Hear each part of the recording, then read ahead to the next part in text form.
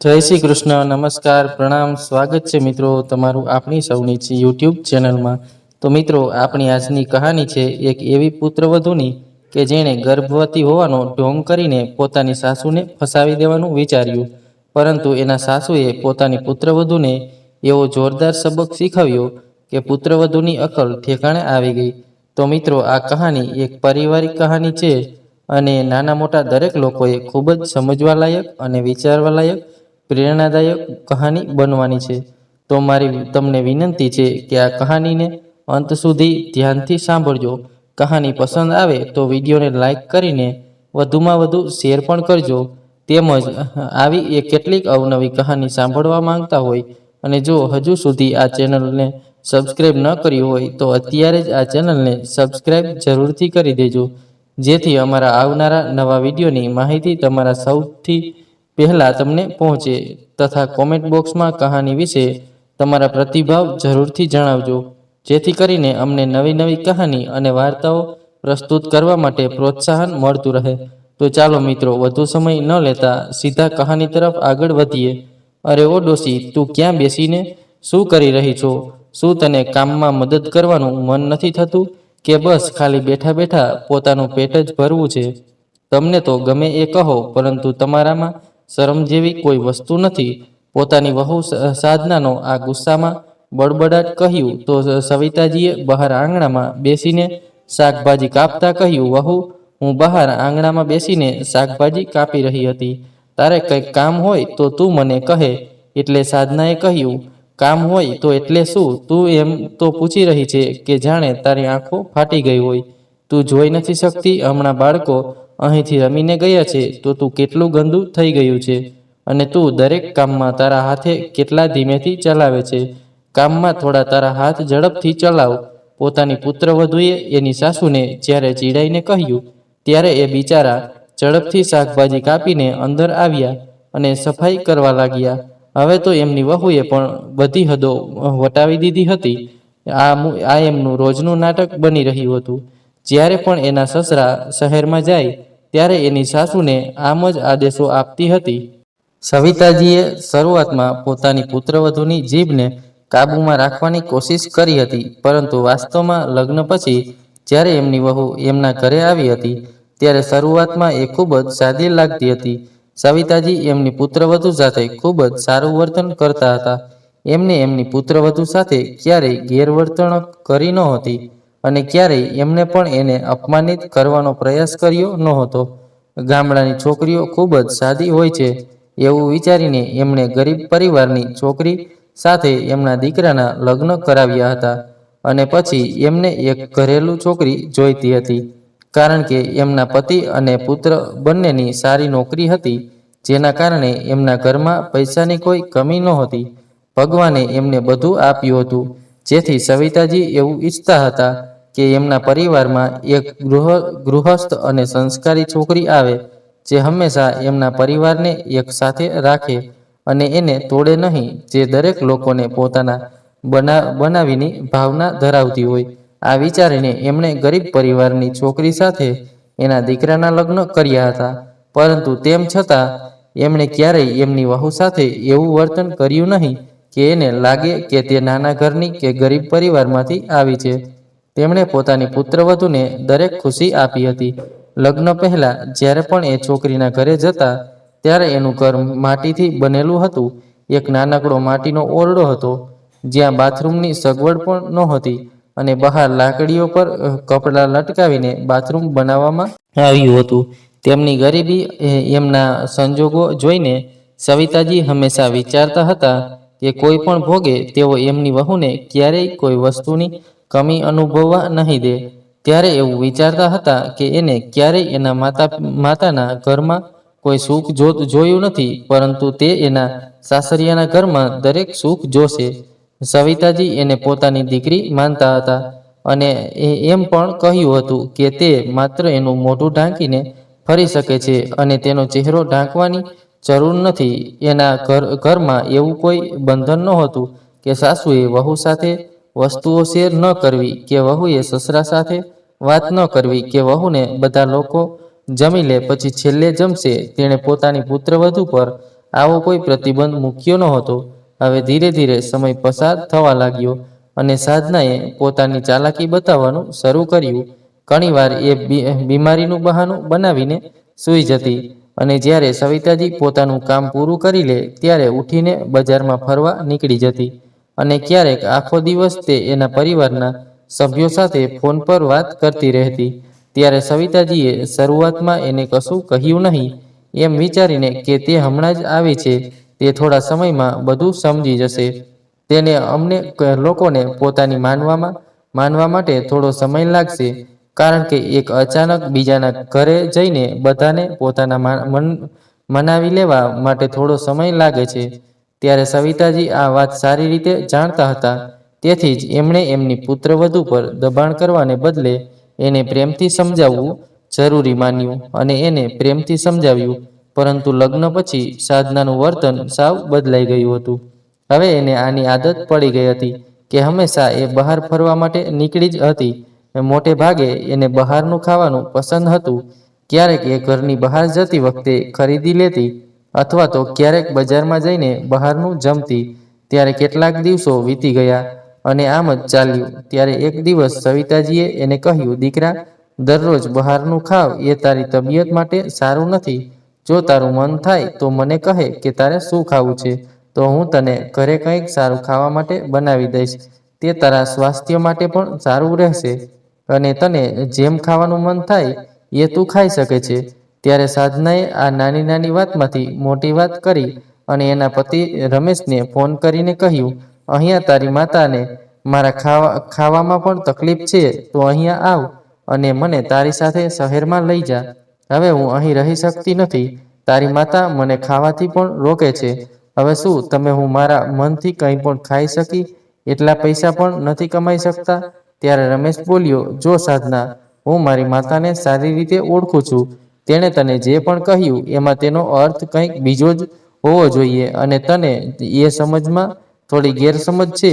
હું હમણાં મારી માતા સાથે વાત કરું છું, તું બિલકુલ ચિંતા કરીશ નહીં.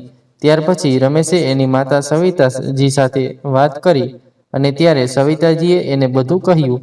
ત્યારે રમેશે કહ્યું, ઠીક છે માતા, એને સંભાળવામાં ભૂલ થઈ હશે, તેથી જ તે સમજી નહીં શકી હોય. હવે તમે ચિંતા નહીં કરતા. હું એને કહીશ કે બહારનો ખોરાક વધુ ન ખાવો જોઈએ. હજુ તો આ મામલો કોઈક રીતે થાળે પડ્યો હતો કે પછી સવિતાજીએ નોંધ્યું કે સાધના દરરોજ એના પડોશીઓ સાથે બહાર જાય છે અને તે એટલી બધી સાડીઓ ખરીદે છે કે પહેરી પણ શકતી નથી. એક દિવસ સાધના ફરીથી એના પડોશી સાથે બજારમાં જવા માટે નીકળી અને બજારમાંથી 5-6 સાડીઓ ખરીદીને લાવી. ત્યારે એને રમેશને ફોન કરીને કહ્યું, સાંભળો, મારી પાસે પૈસા પૂરા થઈ ગયા છે અને મારે વધુ પૈસાની જરૂર છે, તેથી મને તમે પૈસા મોકલો. ત્યારે રમેશે કહ્યું, પૈસા પૂરા થઈ ગયા? પણ આટલી જલ્દી કેવી રીતે? હજી મેં તને 15 દિવસ પહેલા જ 20,000 રૂપિયા આપ્યા હતા અને હજુ તો મહિનો પણ પૂરો થયો નથી અને તે બધા પૈસા ખર્ચી નાખ્યા. એટલે ત્યારે સાધનાએ કહ્યું કે તમે તો મને લાખો રૂપિયા આપ્યા હોય એવી વાતો કરો છો, તો તમે મને માત્ર 20,000 રૂપિયા જ આપ્યા હતા. એકવાર તમે બજારમાં નીકળીને જાઓ તો આમ જ ખર્ચાઈ જાય છે. મારે માત્ર થોડી જ વસ્તુઓની જરૂર હતી, તેથી જ હું તમને પૈસા મોકલવાનું કહી રહી છું. સાધના પોતાના વરંડામાં બેસીને એના પતિ રમેશ સાથે ફોન પર વાત કરી રહી હતી. ત્યારે રસોડામાં કામ કરતી એની સાસુ સવિતાજીએ આ બધું સાંભળ્યું. પછી એમણે કહ્યું, વહુ, તારી પાસે પહેલેથી જ ઘણી બધી સાડીઓ છે. જ્યારે તને ખબર હતી કે આ મહિને તારે ગમે તેમ કરીને પૈસાનો થોડો ઓછો ખર્ચ કરવો પડશે, કારણ કે ગયા મહિને ખર્ચ વધી ગયો હતો, તો પછી તારે આટલી બધી સાડીઓ ખરીદવાની શું જરૂર હતી? તારી પાસે હજુ 5-6 નવી સાડીઓ છે, તો પછી આવી સ્થિતિમાં તું આટલા કપડાં શું કરશે? તારી પાસે ઘણા બધા કપડાં પડેલા છે જે તું પહેરતી પણ નથી, અથવા મારે એમ કહેવું જોઈએ કે તેને ફક્ત એક જ વાર પહેર્યા પછી ફેંકી દીધા. દીકરા, આમાં તું માત્ર પૈસાનો બગાડ છે. કપડાનો હેતુ વ્યક્તિના શરીરને ઢાંકવાનો છે. પરંતુ ચાલો માની લઈએ કે તું કપડાં ખરીદવાની શોખીન છે. એનો અર્થ એ નથી કે તું રોજ દુકાને જાય અને નવા કપડાં ખરીદે. જ્યારે સવિતાજીએ આ બધું કહ્યું ત્યારે સાધના ગુસ્સે થઈ ગઈ અને બૂમ પાડીને કહ્યું કે શું તમારા ખિસ્સામાંથી પૈસા નીકળી રહ્યા છે? મારા પતિ કમાય છે એટલે હું ઈચ્છું એટલો ખર્ચ કરું. તારા પર શું દબાણ છે? જ્યારે મારા પતિને કોઈ વાંધો નથી તો તું કોણ છે આટલો બધો ઓર્ડર કરનારી? ડોશી, તું તારી મર્યાદામાં રહે, મારી બાબતોમાં દખલ ન કર, અને મને જે કરવાનું મન થાય એ હું કરીશ. તેણે ત્યારે ફરી એના પતિ રમેશને ફોન કર્યો અને કહ્યું, રમેશ, હું એ નથી જાણતી કે શું કરશે કે નહીં. બસ કાલે સવારે તું અહીં આવ, મારે તારી સાથે કોઈ અગત્યની વાત કરવી છે. બીજા દિવસે સવારે રમેશ આવ્યો. તેણે વિચાર્યું કે કદાચ ઘરમાં કોઈ ઇમરજન્સી આવી ગઈ છે એટલે આવવું જરૂરી છે, અને દોડીને આવ્યો અને એને જોયું કે પોતાના ઘરમાં બધું નોર્મલ હતું. પછી એને એની પત્ની સાધનાને કહ્યું, સાધના, તે મને આમ કેમ બોલાવ્યો? તો સાધનાએ કહ્યું, જુઓ રમેશ, હું આ ઘરમાં હવે રહી શકતી નથી. જ્યાં શું ખાવું, શું પહેરવું એ બધું એના હિસાબે કરવું. અરે, મારી પણ કોઈ મરજી છે. હવે એવું નથી કે હું મારા મનનું ખાઈ પણ ન શકું, અને ન તો કંઈ પહેરી શકું, અને ન તો હું ક્યાંય પણ બહાર જઈ શકું. તારી માં આ બધું પૈસાનો બગાડ સમજે છે. જો હું આટલી ખરાબ છું તો મને મારી સાથે લગ્ન કર્યા કેમ? ત્યારે રમેશની એક પણ વાત સાંભળ્યા વગર સાધનાના આ બધું બોલતી રહી. ત્યારે રમેશ હજુ પોતાનો સામાન લઈને દરવાજે ઊભો હતો. સાધનાએ એને અંદર પણ આવવા પણ ન દીધો અને માત્ર પોતાની ફરિયાદનું બોક્સ ખોલી દીધું. ત્યારે રમેશ બોલ્યો, ઓ સાધના, તે તો હવે હદ વટાવી દીધી છે. આટલી નાની વાત માટે તે મને આટલો ઇમરજન્સી ફોન કર્યો. મને લાગ્યું કે ઘરમાં કોઈ પ્રોબ્લેમ છે એટલે હું પણ ત્યાંથી દોડીને આવ્યો, અને આવી નાની નાની બાબતો માટે તું મને મારું કામ છોડવા મજબૂર કરે છે અને પછી અહીંથી બહાર જવાની વાત કરે છે. તો મને એક વાત કહે કે એવું નથી કે હું હંમેશા શહેરમાં રહું છું. હું દર અઠવાડિયે ઘરે આવું છું. તો પછી તું કેમ શહેર જવાની જીદ કરે છે? અને જ્યારે પણ હું આવું છું ત્યારે મેં જોયું છે કે તું અત્યારે કંઈ કામ નથી કરતી. મારી માતા રસોડાનું બધું કામ સંભાળે છે અને ઘરનું તમામ કામ પણ એ જ સંભાળે છે. આવી સ્થિતિમાં મારી માતા તને કંઈક કહે તો પણ તું ચૂપ નહીં રહી શકે. એ અમારા વડીલ છે. જો તે બે વાતનો જવાબ આપે તો શું સમસ્યા આવી જશે. અને પછી એવું નથી કે તું જે પણ કહી રહી છે એ ઘણું યોગ્ય છે અને મારી માતાનું કહેવું ઘણું ખોટું છે. ત્યારે સાધનાએ એના સસરાને પણ ફોન કરીને ઘરે બોલાવી લીધા. તો સાધનાના સસરા અને સવિતાજીના પતિ માધવજીભાઈ પણ આવ્યા, અને અંદર આવતા જ એને કહ્યું, અરે ભાઈ, શું થયું? તમે કેમ આટલી વહેલી સવારે મને બોલાવ્યો? અને તમે આટલી અર્જન્ટલી કેમ ફોન કર્યો? તમે 2 દિવસ રાહ જોઈ હોત તો રવિવારે અમે આવવાના જ હતા. શું થયું દીકરી, આટલી જલ્દી કેમ ફોન કર્યો? માધવજીભાઈએ સાધનાને પૂછ્યું. તો સાધનાએ કહ્યું, પિતાજી, દીકરા રમેશને સમજાવો કે હું અહીં નહીં રહી શકું. મારે હવે રમેશ સાથે જવું છે. તો માધવજીભાઈએ કહ્યું, પણ દીકરી, શું થયું એ તો મને કહો કે તમે અહીં કેમ નથી રહેવા માંગતા? તો સાધનાએ કહ્યું, પિતાજી, તમે માજીને જેટલી સાદી માનો છો એટલી સાદી નથી. તે મને દિવસ રાત પરેશાન કરે છે. ન તો મને કંઈ ખાવા દે છે, ન તો પીવા દે છે. તેને દરેક વસ્તુમાં મને ટોકવાની આદત બની ગઈ છે. જ્યારે ને ત્યારે અહીં ન જવાય, ત્યાં ન જાવ, આ ન ખાશો, તે ન ખાશો, એ દરરોજ નાટક કરતા રહે છે. એટલું જ નહીં, હું મારી સહેલીઓ સાથે બહાર જાઉં અને બજારમાંથી મારા માટે કંઈક ખરીદી કરી લઉં તો એમાં પણ એમને સમસ્યા છે. હવે તમે જ કહો કે મારે શું કરવું જોઈએ? દરેક લોકો સાચું જ કહે છે કે સાસુ ક્યારેય પોતાની વહુને ખુશ જોઈ શકતી નથી. આ તો દરેક સાસુની આદત હોય છે. પછી માધવજીભાઈ અને રમેશ બંને સરિતાજીને પૂછ્યું કે આ બધો મામલો શું છે? તો શા માટે મને વારંવાર રોકતી રહે છે? ત્યારે એમણે પોતાનો દ્રષ્ટિકોણ જણાવતા કહ્યું કે દીકરા, મેં મારી વહુને ખાવા પીવામાં ક્યારેય રોકી નથી. એના બદલે જો ઘરમાં કોઈ ખાવાલાયક વસ્તુ હોય તો હું એને ખાવા માટે કહું છું. જો એને પૂછો કે મેં એને ક્યારેય ફળ, દૂધ કે ડ્રાયફ્રૂટ ખાવાથી રોકી છે? હા, હું એ વાતથી સહેમત છું કે મેં એને એકવાર ચોક્કસપણે કહ્યું હતું કે દરરોજ બહારનો ખોરાક ખાવો એ સારી બાબત નથી, કારણ કે એનાથી તારા સ્વાસ્થ્ય પર ખરાબ અસર પડશે. અને એને મને તે જ દિવસે તો આ જવાબ આપ્યો, અને હવે એ બહારનું ખાવાનું ઓર્ડર પણ કરે છે અને ખાય છે. અને જ્યાં સુધી રહી વાત બહાર જવાની, તો એ રાત્રે 8 વાગે ઘરે આવતી હતી. એ દિવસે પહેલીવાર મેં એને ટોકી હતી. એને કહ્યું હતું કે બહાર વાતાવરણ એટલું સારું નથી અને શોપિંગની બહાર વાત કરે છે તો એની પાસે ઘણા કપડાં છે. તો મેં એટલું જ કહ્યું હતું કે દીકરી, તારી પાસે આટલી બધી સાડીઓ છે તો એને શું કરીશ? તો રમેશ એની પત્ની સાધનાને ઠપકો આપતા કહ્યું કે સાધના, આમાં આટલું બધું નાટક કરવાનો શું અર્થ? મારી માતાએ તને કંઈ ખોટું નથી કહ્યું અને જ્યાં સુધી તારી વાત છે તો હું તને સારી રીતે ઓળખું છું.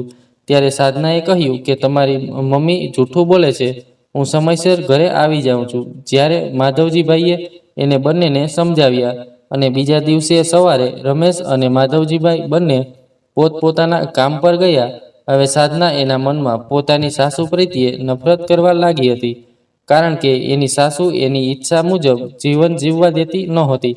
તેથી એની સાસુને પાઠ ભણાવવાના ઈરાદાથી આ વખતે એને એક પ્લાન બનાવ્યો હતો કે જેમાં એ સીધા સવિતાજીને ફસાવી દેશે. હવે એને પોતાની પ્રેગ્નન્સીના ખોટા સમાચાર ફેલાવ્યા અને હવે તે યોગ્ય સમયની રાહ જોવા લાગી.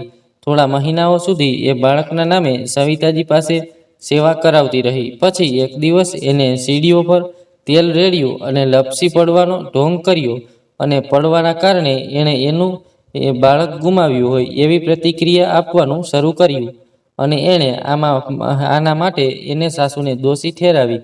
અને હવે રમેશ અને માધવજીભાઈ બંનેએ આ માટે કશું કહ્યું નહીં અને બધાએ આ માટે સવિતાજીને દોષી ઠેરાવ્યા અને આ માટે સાધનાએ એમને ઘણો ઠપકો આપ્યો અને કોઈએ એને કશું કંઈ કહ્યું નહીં. બધાએ વિચાર્યું કે એ દુઃખી છે કારણ કે એને પોતાનું બાળક ગુમાવ્યું હતું. ત્યારે માધવજીભાઈએ પણ સવિતાજીને સમજાવ્યું કે સાધના ગુસ્સામાં છે અને આ માતા માટે એનું બાળક કેટલું મહત્વનું હોય છે. આવી સ્થિતિમાં સાધના તને કંઈ કહે તો એમની વાતને દિલ પર ન લેતી. અને ત્યારે સવિતાજીએ પણ હાલત વિશે વિચારીને કોઈને કંઈ કહ્યું નહીં અને હવે સાધનાએ 2-3 દિવસ સુધી ચૂપચાપ જૂઠું બોલવાનું નાટક કર્યું. પછી સવિતાજીએ રમેશને સાધનાને ક્યાંક ફરવા લઈ જવા કહ્યું. આનાથી એનું મૂડ સુધરશે. પરંતુ તેમ છતાં સાધના ત્યારે ક્યાંય ન ગઈ અને એને બહાર જવાની ના પાડી દીધી કે તેને ક્યાંય જવાની ઈચ્છા નથી. જેના કારણે પરિવારના સભ્યોએ વિચાર્યું કે સાધનાને જોરદાર આઘાત લાગ્યો છે અને એને સામાન્ય થવામાં થોડો સમય લાગશે. પરંતુ મિત્ર, સત્ય કંઈક બીજું જ હતું. સાધના જ્યારે 2-4 દિવસ આવી રીતે ઉદાસ રહી તો પિતા પુત્ર બંને ડૉક્ટર પાસે લઈને ગયા અને દવા અપાવી. ત્યાર પછી એ પાછા એમના કામ પર લાગી ગયા. અહીં સાધના અને સવિતાજી એકલા રહી ગયા અને ત્યાર પછી સાધનાએ એની સાસુ સાથે બધી આટો વધાવી દીધી. હવે તો સાધના એના સાસુ સવિતાજી સાથે નોકર કરતાં પણ વધારે ખરાબ વ્યવહાર કરવા લાગી અને તે ઘણીવાર એમની સાથે ગેરવર્તણૂક કરતી હતી. ત્યારે સવિતાજી તેને સહન કરી રહ્યા હતા. પછી એક દિવસ સવિતાજીએ સાધનાની એની બહેન સાથે ફોન પર વાત કરતા સાંભળી તો એ સ્તબ્ધ રહી ગયા. હકીકતમાં તે આજે સવારે મંદિરથી થોડા વહેલા પાછા ઘરે આવ્યા હતા અને સાધનાના રૂમ તરફ ગયા હતા. એમણે એવું વિચાર્યું હતું કે છેલ્લા કેટલાક દિવસોથી એની તબિયત સારી નથી તો કેમ બહારથી કોઈ સારી વસ્તુ ખરીદીને એના માટે ન લઈ જાવ. કોઈ પણ રીતે સાધનાને બહારનું ખાવાનો ખૂબ જ શોખ હતો. તેથી એના માટે એનો મનપસંદ કાશ્મીરી ધમાલું લઈ આવ્યા હતા, તે પણ એની મનપસંદ દુકાનમાંથી. પણ એને કોઈ અવાજ કર્યા વિના સાધના માટે થાળીનું ખાવાનું આપ્યું અને જઈ રહ્યા હતા ત્યારે એમણે અવાજ સાંભળ્યો કે જેમ કે સાધના કોઈની સાથે વાત કરતી હોય. એને વાત કરતી એ તો સામાન્ય વાત હતી, પણ આજે સાધના સામેની વ્યક્તિ પર બૂમો પાડી રહી હતી. ત્યારે સરિતાજીએ સાધનાની વાત ધ્યાનથી સાંભળી એ જાણવા માટે કે આખરી મામલો શું છે. તો ત્યારે એમને ખબર પડી કે સાધના ડૉક્ટર સાથે વાત કરી રહી હતી, જેમની પાસેથી એની ગર્ભાવસ્થા દરમિયાન દવાઓ લેતી હતી. હવે સાધના એના ડૉક્ટરને સાથે વાત કરતા હતા કહ્યું, તારો મગજ તો ઠીક છે, થોડું ખોટું બોલવાના મારે તને વધુ કેટલા પૈસા આપવા જોશે? શું તું આખી જિંદગી મારી પાસે પૈસા માંગશે અને હું તને આપતી રહીશ? જો તારે આ નાટક કરવું હતું તો તારે મને વહેલું કહેવું જોઈતું હતું. શહેરમાં તારા જેવા કેટલાય ડોક્ટરો છે, તો હું કોઈ બીજા પાસે ગઈ હોત. બીજી તરફથી પહેલા વ્યક્તિએ કહ્યું કે અને સાધનાએ ફરીથી કહ્યું કે જો મેં તને પહેલેથી જ બધું કહ્યું હતું અને અમારો શું 50,000 રૂપિયા ફાઇનલ થયો હતો. મારા નકલી રિપોર્ટથી લઈને મારા ગર્ભપાત સુધી મેં તને કેટલેથી વધુ કહ્યું હતું, તો પછી શા માટે હું તને વધુ પૈસા આપું? ફોન બંધ કર અને આજથી મને હેરાન કરીશ નહીં. આટલું કહીને સાધનાએ ફોન કાપી નાખ્યો. જ્યારે સવિતાજીએ આ બધું સાંભળ્યું ત્યારે એમને સાધના પર ખૂબ જ ગુસ્સો આવ્યો, કારણ કે એને દરેક લોકોની લાગણીઓની મજાક ઉડાવી દીધી હતી. જે દિવસે એણે આ ખોટા સમાચાર ફેલાવ્યા ત્યારથી જ સવિતાજી એના આવનારા નવા નાના મહેમાન માટે કપડાં બનાવવાનું શરૂ કરી દીધું હતું. અને રમેશ બાલ છેલ્લા 4-5 મહિનાથી એના આવનારા બાળક વિશે વિચારીને ખૂબ જ ખુશ હતો. અને સાધનાએ આવું જૂઠું કહેતા પહેલા એકવાર પણ વિચાર્યું નહોતું. એને પોતાના સ્વાર્થ માટે દરેક લોકોને નુકસાન પહોંચાડ્યું હતું. હવે જ્યારે સવિતાજીએ પોતાના કાનથી આ બધું સાંભળ્યું ત્યારે પહેલીવાર સવિતાજીને આટલો ગુસ્સો આવ્યો અને એ સાધના પર બૂમો પાડવા લાગ્યા અને કહ્યું, સાધના, તું શું વાત કહેતી હતી અને તું કોને પૈસા આપતી હતી અને શેના માટે આખરે તું આવું જૂઠું બોલી અને છુપાવવા માટે તું પૈસા આપી રહી હતી? તું તારા મોઢેથી સાચું કહે છે કે પછી? ત્યારે સાધનાએ કહ્યું, કાંઈ નહીં, તે તો દરજીનો ફોન હતો. મેં મારા સિલાઈ કરવા માટે આપ્યા હતા, તેથી એના પૈસા માંગી રહ્યો હતો. એટલે ત્યારે સવિતાજીએ ગુસ્સાથી સાધના તરફ જોયું અને કહ્યું, તો દરજી તારી પાસે સિલાઈના પૈસા માંગતો હતો અને તે પણ પૂરા 50,000. સાધનાએ એવું તો શું શીખવાડ્યું કે તારા દરજીને આટલા પૈસા દેવા પડશે? આ સાંભળીને સાધના ગભરાઈ ગઈ અને બોલી, મમ્મી, મારાથી ભૂલ થઈ ગઈ છે. કૃપા કરીને મને માફ કરો. હું તમને હાથ જોડીને વિનંતી કરું છું, કૃપા કરીને મને માફ કરો. મેં આ બધું તમારો પ્રેમ મેળવવા માટે કર્યું હતું. મારો ઈરાદો તમને દુઃખી કરવાનો નહોતો. કૃપા કરીને મને માફ કરો. મમ્મીજી, આના પર સવિતાજીએ કહ્યું કે અમારો પ્રેમ મેળવવા ત્યારે આ નાટક કર્યું, પરંતુ કેમ? સાધના, અમે બધા તને ખૂબ જ પ્રેમ કરીએ છીએ, કારણ કે તારા સિવાય અમારું કોણ છે? અમે બધા તમારા વિશે આટલું વિચારીએ છીએ અને આટલું મોટું જૂઠ બોલતા પહેલા તે અમારા વિશે એકવાર પણ ન વિચાર્યું કે જ્યારે સત્ય બહાર આવશે ત્યારે અમારા ઉપર શું વીતશે?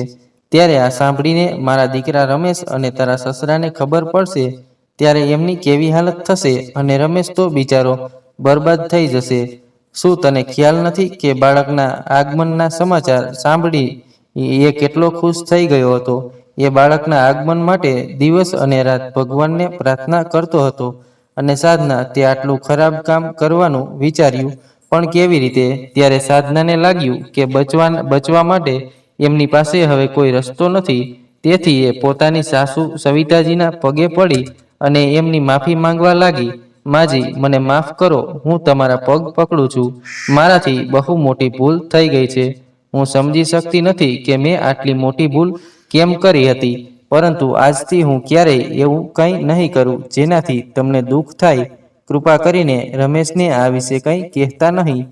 તો એ પૂરી રીતે તૂટી જશે. અને તમે પણ એવું નથી ઈચ્છતા કે કોઈ જૂની સમસ્યાને કારણે રમેશની તબિયત બગડે અથવા એ વધુ પડતા ટેન્શનમાં રહે.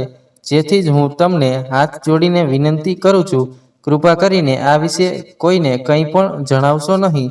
પણ કોઈને કોઈ પણ રીતે જે થઈ ગયું એ બદલી શકાતું નથી. પણ હા, આવી ભૂલ ફરી ક્યારેય નહીં કરું.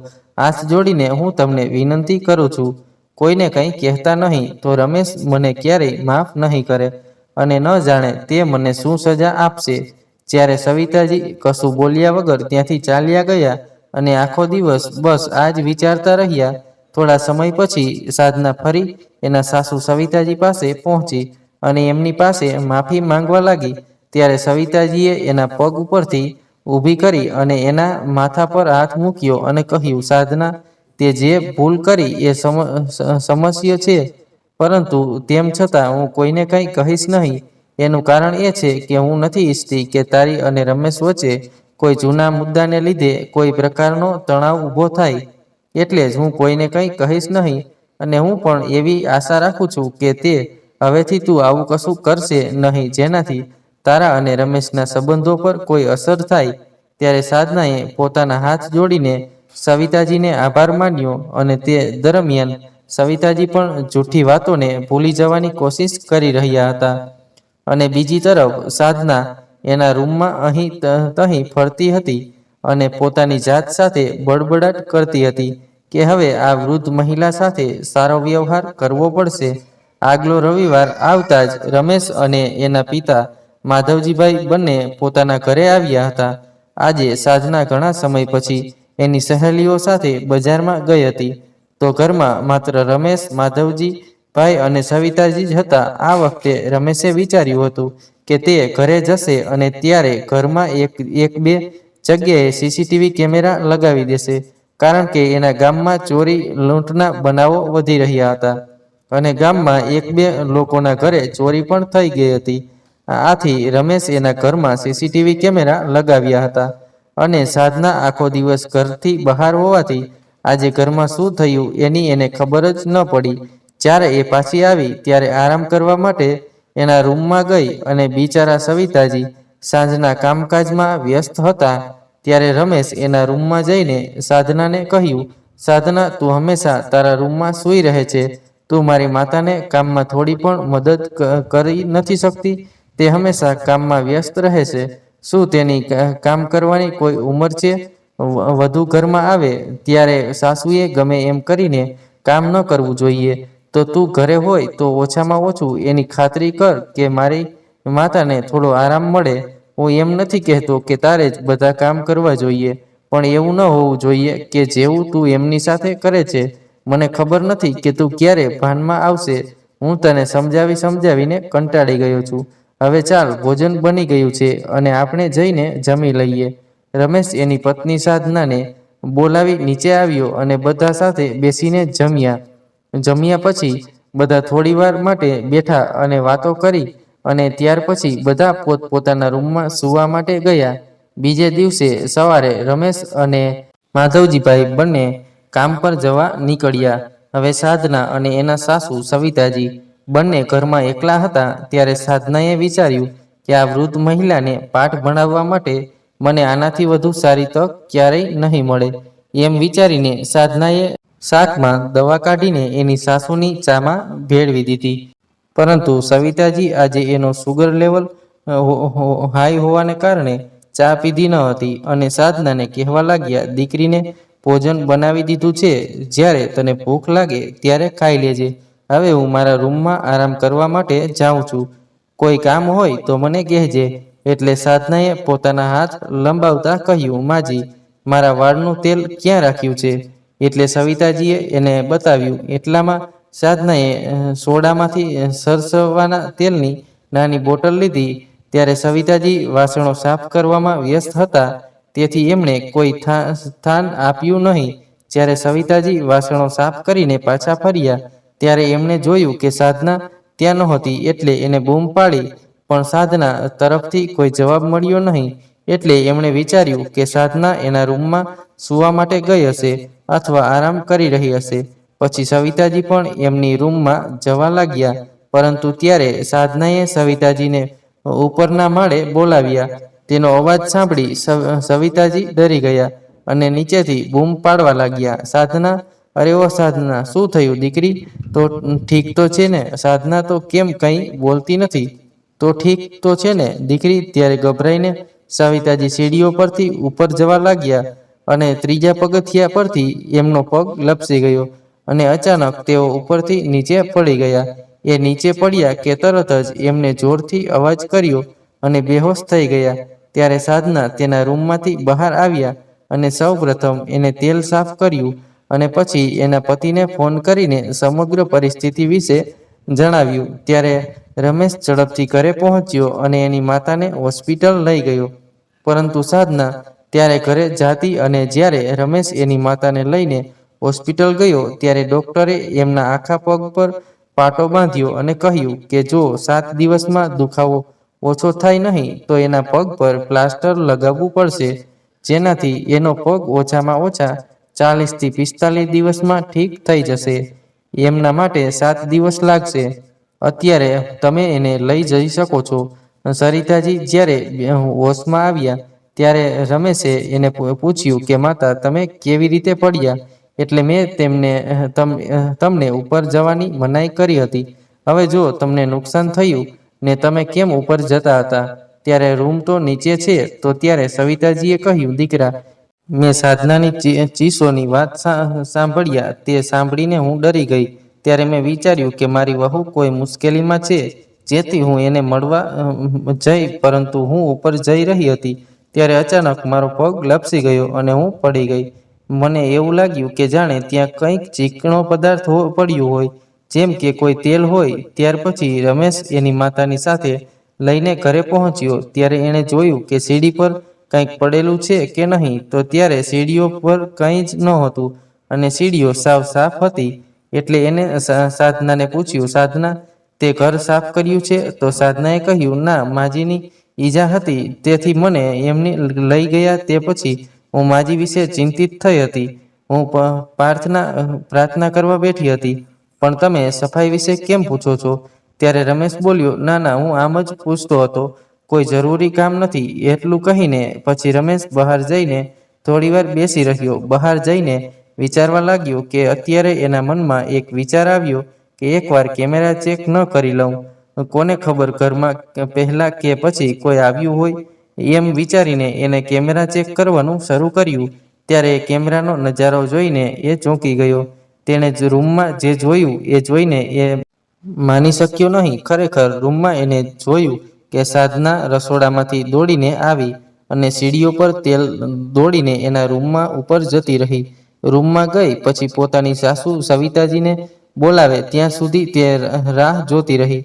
જ્યારે સવિતાજી એને બોલાવી કે તરત જ સાધનાએ ચીસો પાડી અને સાધનાની ચીસો સાંભળી સવિતાજી થીડી તરફ દોડ્યા અને સીડીઓ પર ઢોળાયેલા તેલ પર પગ મૂકતા જ એ લપસી નીચે પડ્યા. તેલ સૌથી ઉપરના પગથિયા પર હતું. ઉપરથી ત્રીજા પગથિયે. એનો અર્થ એ થયો કે સવિતાજીને ગંભીર ઈજા થઈ શકે અથવા સાધનાએ એવું જ કરવાનો ઈરાદો રાખ્યો હતો, પરંતુ એવું બન્યું નહીં. આ બધું જોઈને રમેશ ખૂબ જ ગુસ્સે થઈ ગયો અને ગુસ્સામાં પોતાના રૂમમાં ગયો અને કંઈ પણ વિચાર્યા વગર એને સાધનાને પોતાની તરફ ખેંચી અને ગાલ પર 2-3 થપ્પડ મારી દીધી. પોતાના ગાલ પર થપ્પડ વાગતા સાધના જમીન પર પડી ગઈ. ત્યારે રમેશ બૂમો પાડીને બોલ્યો, બેશરમ, તને શરમ નથી આવતી? મારી માએ તારા માટે આટલું બધું કર્યું, પણ તે એકવાર પણ એના વિશે વિચાર્યું નહીં. મારી મા હંમેશા તારી ખુશી માટે વિચારતી રહી અને તારે એને મારી નાખવી હતી. તું શું ઈચ્છતી હતી કે મારી માતા સીડીઓ પરથી પડીને મરી જશે અને તું પછી જે ઈચ્છે એ કરી શકે? આજ તું ઈચ્છતી હતી, બરાબર ને? ત્યારે સાધનાએ ફરીથી એ અજાણ હોવાનું ડોળ કરતા કહ્યું કે તમે શું બોલો છો? મને કંઈ સમજાતું નથી. એટલામાં માધવજીભાઈ પણ ત્યાં પહોંચી ગયા અને એને આવીને કહ્યું કે રમેશ, આ શું અમારા ઘરમાં સ્ત્રીઓ સાથે આવો વ્યવહાર નથી થતો? શું તું અમારા આપેલા બધા સંસ્કારો ભૂલી ગયો છે? ત્યારે પહેલીવાર રમેશના પિતા સામે મોટા અવાજમાં બોલ્યો, હા પિતાજી, હું મારા બધા સંસ્કાર ભૂલી ગયો છું અને આવા લોકોની સામે સંસ્કારો અને રીતિ રિવાજ વિશે વાત ન કરવી જોઈએ. સારું છે પિતાજી. એને કહ્યું, શું છે એ તમે જાણતા નથી? જો તમને ખબર પડી જશે તો તમે પણ કદાચ એ જ કરશો કે હું કરી રહ્યો છું. એટલે રમેશ, તું કહેવા શું માંગે છે? મને સ્પષ્ટ કહે. જ્યારે માધવજીભાઈએ રમેશને પ્રશ્ન પૂછ્યો તો રમેશે કહ્યું, પિતાજી, તમને શું લાગે છે કે મારી મા સીડીઓ પરથી જાતે જ પડી ગઈ છે? ના, મારી મા સીડીઓ પરથી જાતે નથી પડી, પરંતુ પિતાજી, એને જાણી જોઈને નીચે ધકેલી દેવામાં આવી હતી અને બીજા કોઈએ નહીં, પણ તમારી આ વહાલી વહુએ. આ બધી પાપી મહિલાએ એક પણ વાર વિચાર્યું નહીં કે મારી માને કંઈક થઈ જશે તો આપણું શું થશે? તમે નથી જાણતા પિતાજી, આ કેટલી હલકી કક્ષાની સ્ત્રી છે. જ્યારે સાધના ઊભી થવા ગઈ ત્યારે રમેશે ફરી એકવાર સાધનાને મારવાનો પ્રયાસ કર્યો, પરંતુ ત્યારે માધવજીભાઈએ એનો હાથ પકડી લીધો અને કહ્યું, રમેશ, તેણે જે કંઈ પણ કર્યું એ તારી માતા સાથે કર્યું છે. જેથી એની સાથે જે કંઈ થશે એ તારી માતા કરશે. તારી માતાને પૂછ્યા પછી તું એને સજા આપવી જોઈએ અને શું નહીં? આ નિર્ણય પણ તારી માતાને લેશે. તને સાચા નથી પપ્પા?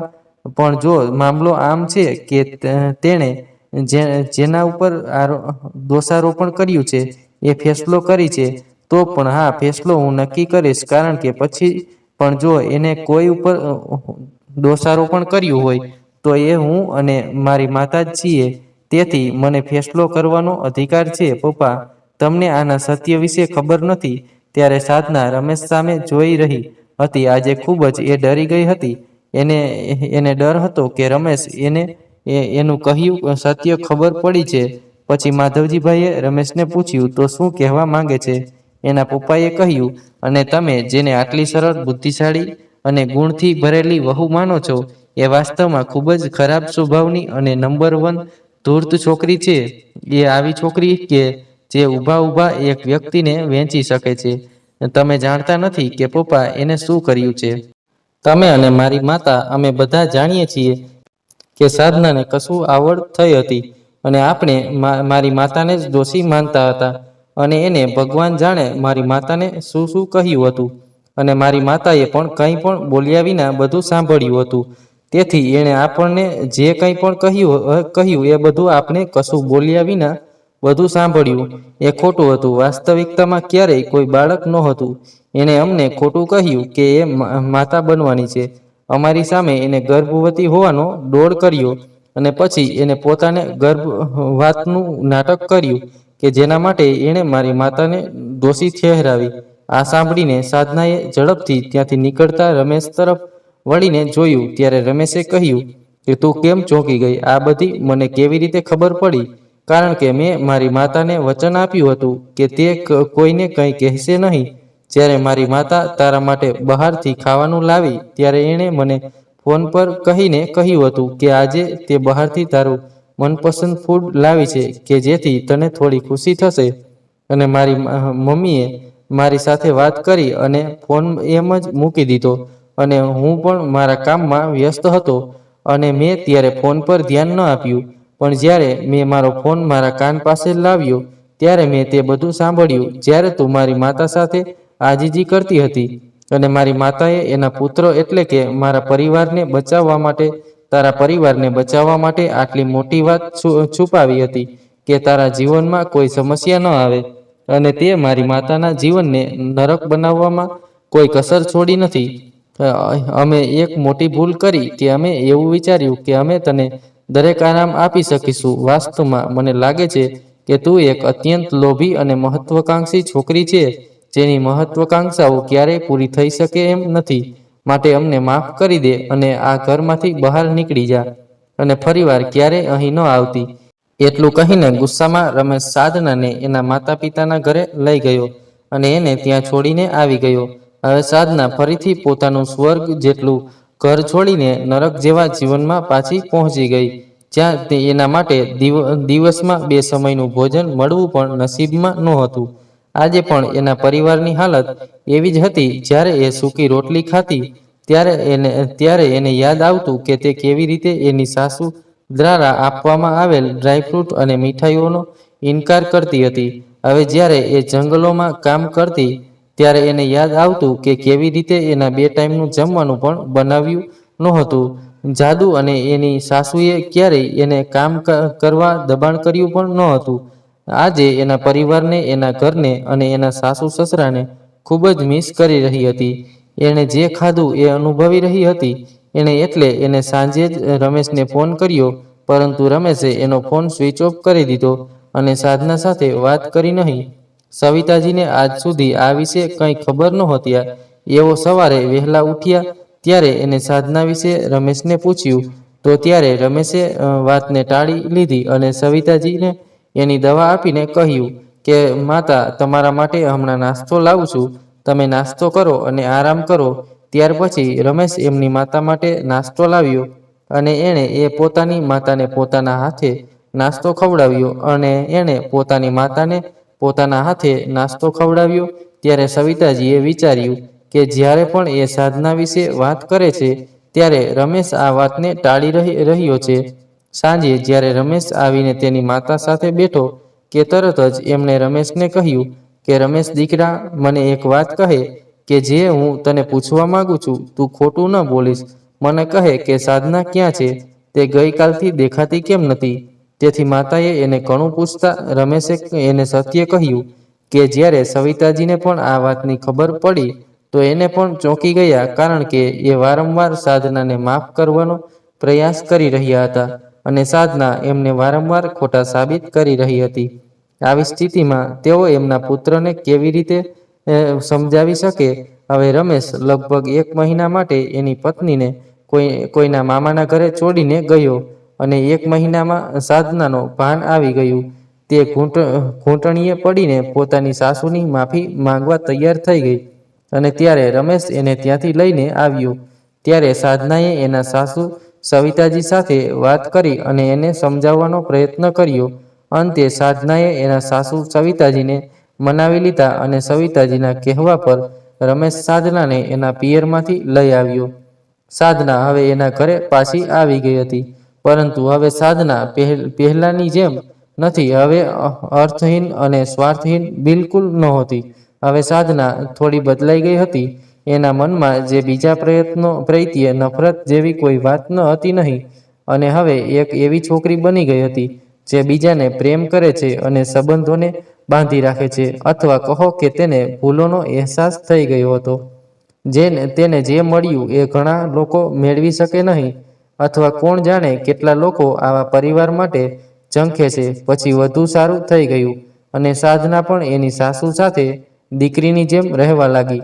ધીમે ધીમે રમેશ પણ એની માતા પ્રત્યેના બદલાતા વર્તનને જોઈને એને માફ કરી દીધી અને હવે બધા લોકો ખુશીથી જીવન જીવવા લાગ્યા. તો મિત્રો, આજની આ વાર્તા તમને કેવી લાગી અને તમે કયા શહેર અથવા ગામથી આ વાર્તાને સાંભળી રહ્યા છો? કોમેન્ટ કરીને જરૂરથી જણાવો. વાર્તા પસંદ આવી હોય તો વિડીયોને લાઈક કરીને વધુમાં વધુ શેર પણ કરજો. તેમજ તમે આવી કેટલીક અવનવી વાર્તાઓ સાંભળવા માંગતા હોય તો તેને હજુ સુધી જો ચેનલને સબસ્ક્રાઈબ ન કરી હોય તો અત્યારે જ ચેનલને સબસ્ક્રાઈબ જરૂરથી કરી લેજો, જેથી અમારા આવનારા નવા વિડીયોની માહિતી તમારા સુધી સૌથી પહેલા પહોંચે. તો ચાલો મિત્રો, હવે મળીશું એક નવી વાર્તા કહાની સાથે. ત્યાં સુધી તમામ મિત્રોને જય શ્રી કૃષ્ણ, રાધે રાધે, હર હર મહાદેવ. વાર્તાને પૂરી સાંભળવા માટે તમારો ખૂબ ખૂબ આભાર.